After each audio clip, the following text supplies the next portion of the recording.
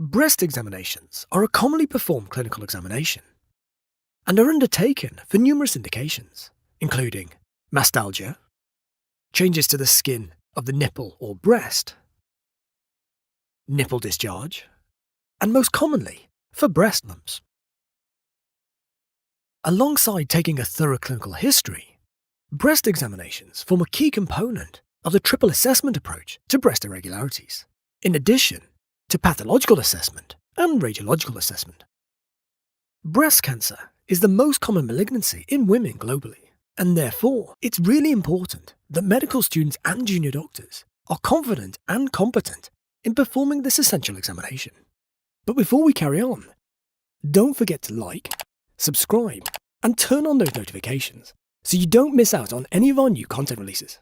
And make sure you stay tuned to the end of the video to find out how you can save 20% off surgical teaching premium.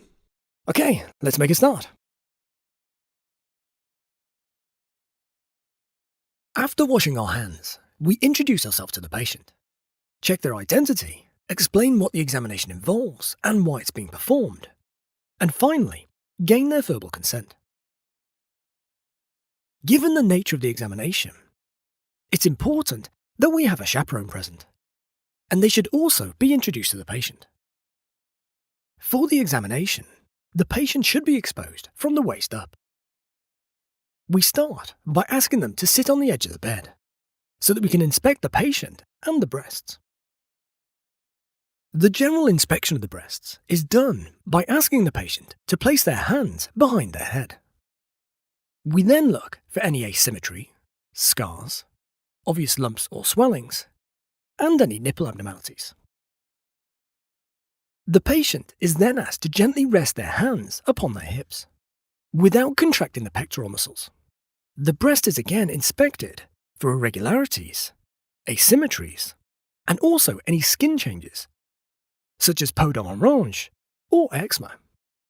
We then ask the patient to press their hands into their hips to contract the pectoralis muscles. And again, we inspect the breast for asymmetries, irregularities, or any evidence of a tethering of a mass that may have invaded the pectoralis fascia, and thus is accentuated by contraction of the muscle. The patient is then asked to lie in a semi-reclined position, and we position ourselves on their right-hand side, so that we can then continue the rest of the examination. If the patient has reported any specific abnormality, then we should start by examining the normal breast first. We ask the patient to place the hand of the side we're examining behind their head. Inform the patient that palpation should not be painful, but that if they do feel any discomfort, that they should let us know. We then systematically examine the whole breast with the flat of our fingers, starting centrally at the areola and palpating clockwise in ever-increasing circles to cover the rest of the breast tissue. And also the axillary tail of the breast tissue, which extends towards the axilla. Next, we palpate the nipple, and we gently squeeze the nipple to see if we're able to reproduce any discharge, if the patient has reported this in their clinical history. We then examine the patient's axilla, lowering the patient's arm and supporting its full weight. And we palpate the four walls of the axilla: anterior, posterior, medial, and lateral, as well as finally palpating the apex, noting any palpable lymph nodes as we do so. After asking the patient to place their other hand behind their head, we then proceed to examine the other breast in the exact same fashion, palpating the breast in a clockwise, ever-increasing circles.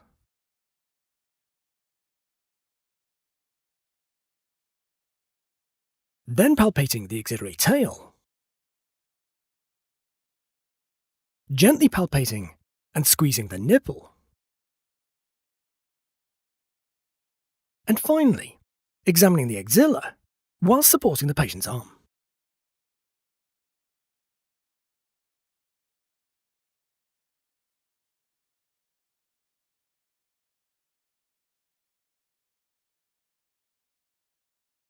Finally, we palpate for any lymphadenopathy in the infraclavicular region and the supraclavicular fossa on both sides.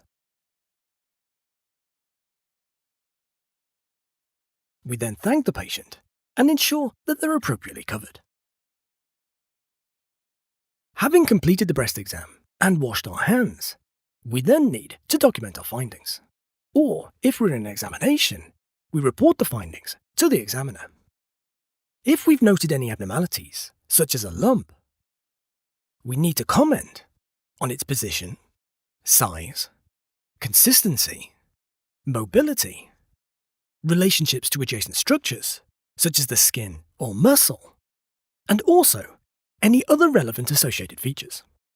We would then want to organise, or explain to the examiner, completion of the triple assessment of our patient, which, in addition to taking a clinical history and performing the examination we've just undertaken, would also include arranging imaging, such as an ultrasound in a younger patient, or mammography in an older patient, and pathological assessment with either fine needle aspiration cytology or a core biopsy. If you found this video helpful, then make sure you subscribe to our channel for more great free content. Or, if you want to make learning for med school and board exams easier, then subscribe to surgicalteaching.com and check out our expert endorsed videos, high-yield revision questions, and our supportive online community. Surgical Teaching was designed by doctors to help students learn smarter. And right now, you can enjoy all of our great content for less, with 20% off our annual premium subscriptions when using the code STUTube20. Thanks for watching, guys, and I'll see you soon.